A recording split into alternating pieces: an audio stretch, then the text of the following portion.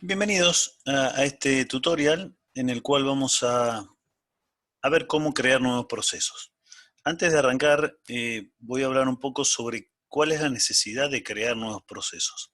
Si yo tengo que resolver una tarea, creo un proceso, escribo todo lo que necesito hacer en él, quizá lo separo en funciones para que sea más útil o más claro la programación, y lo pongo a ejecutar. El punto es que quizá alguna de las funciones se queda bloqueada esperando entrada-salida, información de red, de disco, lo que sea, y podría pasar que algún otro módulo, función o parte de la solución o parte de la tarea que tengo que hacer se pudiera seguir ejecutando. Si eso está confinado a un solo proceso, el proceso en sí se bloquea.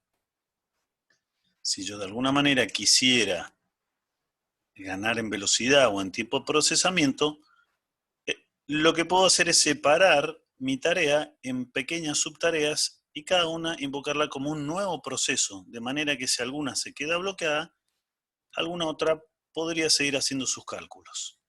Bien, vamos a ver cómo crear un nuevo proceso, para lo cual tengo mi editor favorito.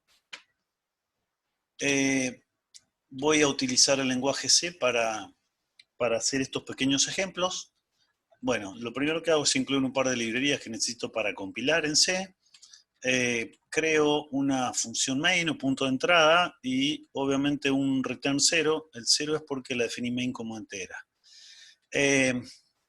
Hago por la stdout o por la pantalla, pongo un cartel donde indico, como pueden ver acá, el número de proceso y el número de proceso del padre. En este caso, si yo lanzo la aplicación desde un intérprete de comando o bash, lo que voy a ver acá va a ser el PID o el process ID del padre o del bash. Bien, a continuación lo que hago es llamar a la función que me crea un nuevo proceso, fork. Y finalmente vuelvo a repetir el número de proceso del que se está ejecutando y del padre para ver qué pasa. ¿Sí? Si esto lo grabo y lo compilo, compila y ahí lo ejecuto. Bien. Primero podemos ver que el intérprete de comandos tiene ese process ID. Como lo puedo ver, si yo hago un PS, me va a decir que el intérprete de comandos o bash tiene ese process ID. Este cartel lo invocó el proceso que yo disparé. Sin embargo, adentro de ese proceso se crea uno nuevo. Este printf o salida estándar, el que lo está imprimiendo sigue siendo el proceso que yo lancé, porque fíjense que el PID es el mismo que el de él, y dice que el del padre es el mismo, que es el intérprete de comandos. Podemos ver que acá al final está el cartel que muestra el nuevo proceso, el que yo acabo de crear con fork. Ese tiene un ID distinto, nuevo, que no está en uso, en este caso es el siguiente, el 87, pero dice que el padre es el 9586, que es el proceso que yo invoqué acá. Bien. Esto lo podemos ver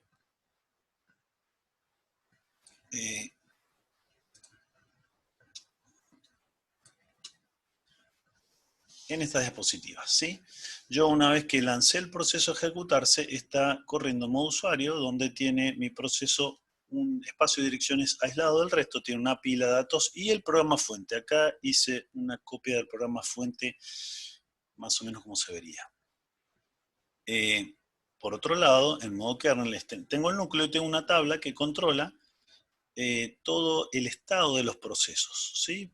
En el cual tengo un ID de proceso por cada entrada, cuál es su padre, o el process ID del padre, el task state segment, el estado de los registros internos que se almacenan en ese segmento, por ejemplo, el contador de programa que está ejecutando la instrucción 3, y el estado, en este momento, si está en RAM, va a ejecutar la instrucción 3, por lo tanto, el puntero del programa o PC, program counter, apunta a fork.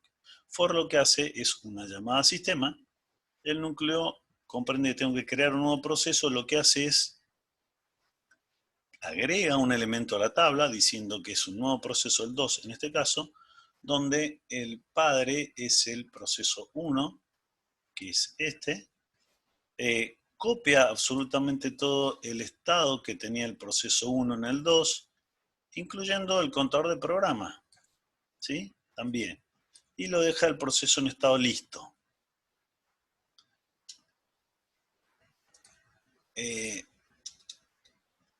Definitivamente lo que hace es obtener un espacio nuevo de direcciones donde queda absolutamente todo copiado, incluso el mismo programa, pero el puntero ahora apunta a la siguiente instrucción.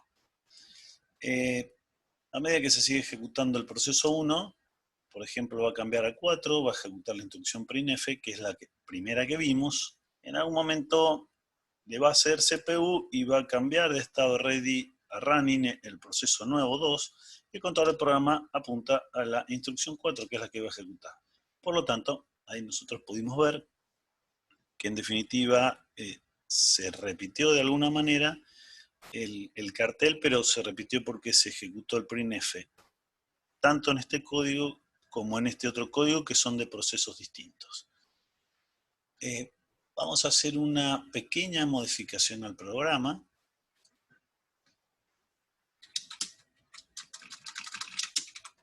Si el programa era así, yo lo que voy a agregar es un nuevo fork. Digo, bueno, voy a crear otro proceso hijo para ver cómo se comporta esto.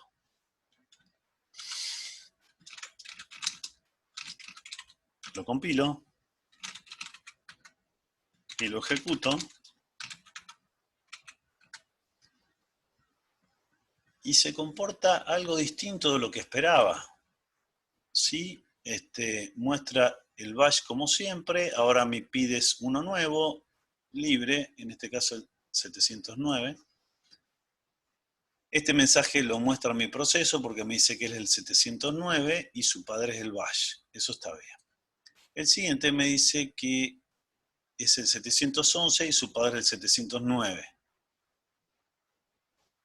Y el 710 y su padre es 709. Hasta ahí está bien, ¿sí? Porque el proceso padre creó el 710 y el 711.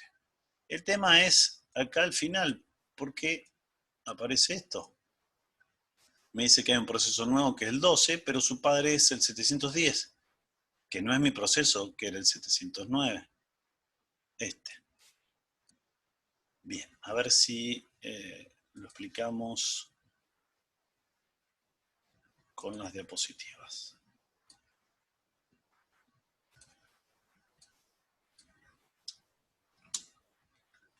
Este es el nuevo proceso que estoy corriendo, donde yo tengo dos forks, dos llamadas a sistema.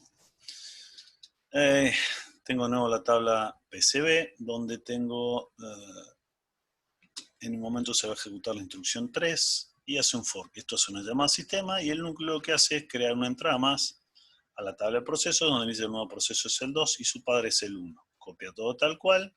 Y esto en definitiva lo que hace es crear un espacio de direcciones distinto, como habíamos visto en el caso anterior. A continuación, el contador de programas, si el proceso está corriendo, se va a incrementar y va a ser 4, por lo tanto va a ejecutar el nuevo fork. Eso hace otra llamada al sistema, con lo que crea un nuevo proceso, el 3, donde dice que su padre sigue siendo el 1, que es el que lo invocó a fork, y copia el estado, incluso el contador de programa que recién era 4, en él también se copia como 4. ¿Qué pasa? En algún momento va a dejar de ejecutarse.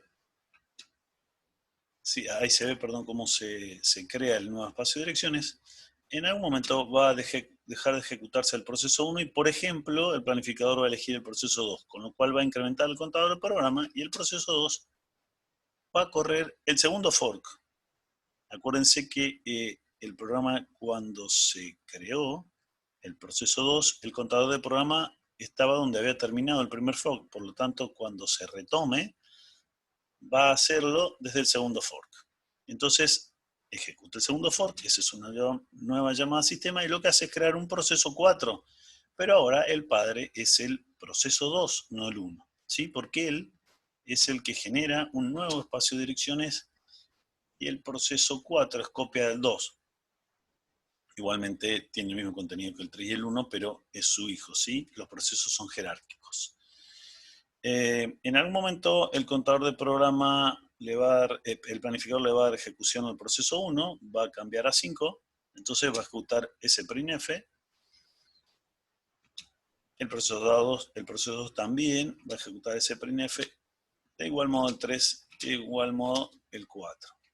Por lo tanto, estamos en la presencia de los 4 printf que habíamos mostrado al final. Volvemos a las diapositivas. Acá están los 4 printf que se habían mostrado. Uno es el padre, 2 son de los 2 hijos y uno es del nieto que ejecutó en este caso el proceso 10. Bien. Como vemos, hemos logrado de alguna manera crear muchos procesos. El problema es que todos los procesos hacen exactamente lo mismo. Si yo quería dividir un problema en partes y cada una hacerla como un proceso, ahora lo que he logrado es que todas las partes hagan lo mismo. Eso no tiene mucho sentido. Sería más o menos como en Matrix, donde el agente Smith siempre busca lo mismo, que es matar a Neo.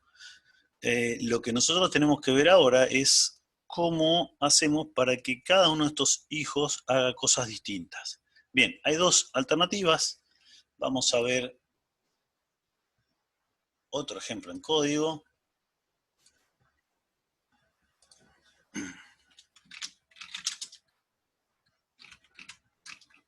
Perdón. Ahí está.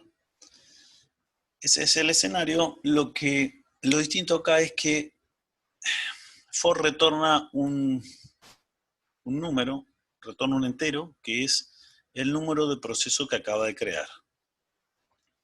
El tema es que para el padre retorna el ID del proceso hijo que acaba de crear. Pero para el hijo no retorna nada porque el hijo no creó otro proceso, sino es él el que fue creado. Por lo tanto, al hijo le retorna 0. De esa manera, nosotros podríamos modificar este programa y preguntar si el proceso, si la variable PID que retorna for es 0, estamos hablando de que es el hijo. Lo que yo ponga entre estas llaves lo va a ejecutar solo el hijo. ¿Sí? Por ejemplo, acá pongo un cartel que dice soy el hijo o es el hijo y el PID y el parent ID. Y por otro lado, me aseguro de que el hijo no ejecute más código si pongo un return 0. Si el hijo entra a este bucle, lo que va a hacer es ejecutar todo el código y una vez que ejecuta return 0, termina. ¿Sí? En ese caso, van a ser códigos distintos. El hijo va a mostrar este cartel y el padre va a mostrar este cartel.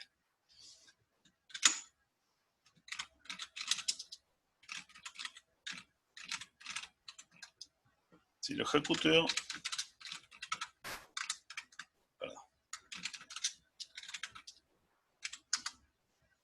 ahí vamos a ver claramente que el padre ejecuta un código y el hijo otro. Ese es un enfoque que lo podemos ver en las diapositivas.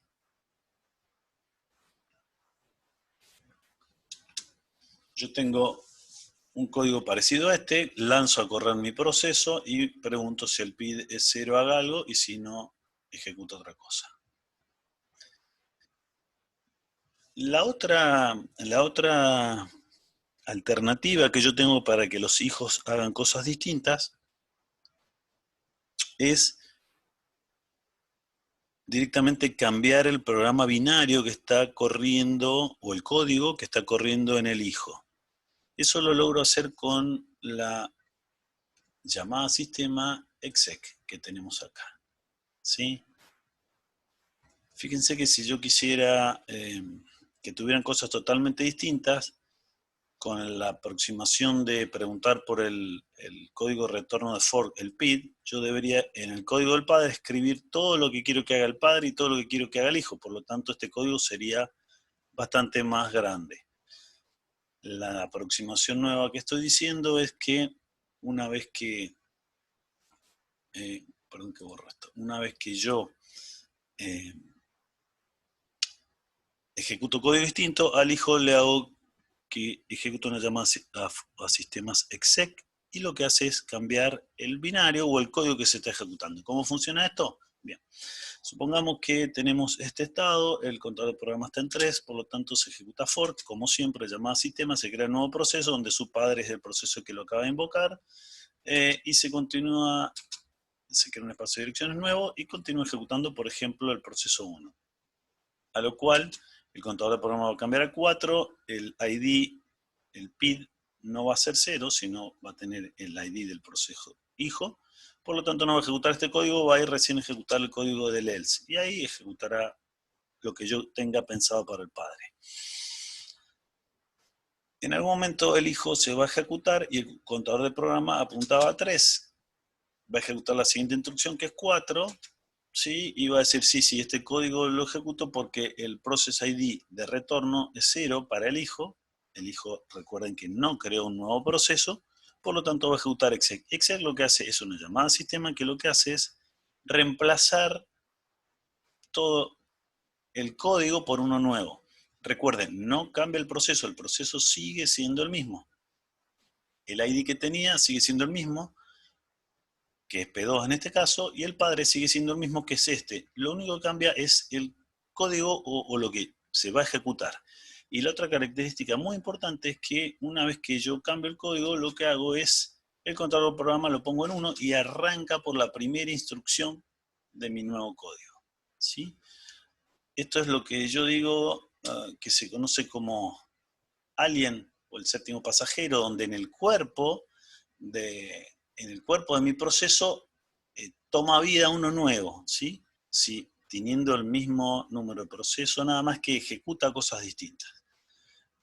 Eso, como lo vemos, o lo podemos ver, si nosotros ejecutamos algún programa de pruebas, por ejemplo. Perdón, FG4, ahora sí. Hasta acá estamos en mi nuevo programa, donde yo tenía un retorno del fork, y lo que hago es agregar, si es 0, como habíamos visto recién, en vez de ejecutar otra cosa, yo ejecuto un exec. Exec en realidad es una familia llamada sistema y varias, en este caso usé esta opción, exec LP, donde paso el proceso nuevo que se va a ejecutar, o el código nuevo dentro del proceso actual que se va a ejecutar. En este caso yo ejecuto un código que es PS, y lo que hace es mostrarme los procesos. Sin más, esto lo compilamos. Make pro padre.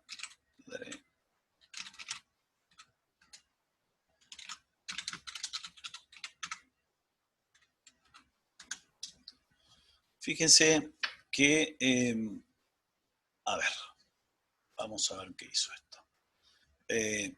Nuevamente mostró, arrancando el proceso, que dice que este es el proceso padre o el que invocamos desde el bash. Este es nuestro bash, el padre, el de siempre. En este caso el bash no ha cambiado. Yo no he salido y me he logueado de nuevo.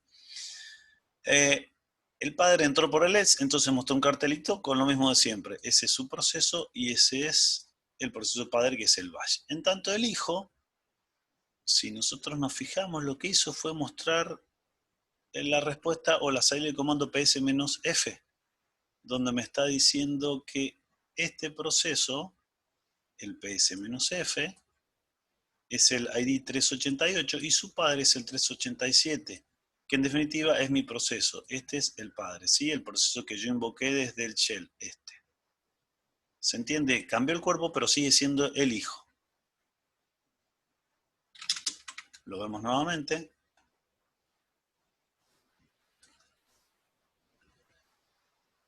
Lo que hace es, para el padre, ejecuta este código, que lo muestra por pantalla, que lo vimos, y el hijo ejecuta esto, que en realidad lo que hace es reemplazar el binario, pero sigue siendo el proceso hijo.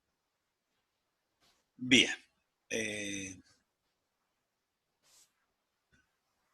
Espero que se haya entendido. Dudas, preguntas, las puedes dejar en el canal, suscribirte. Los espero en un nuevo video.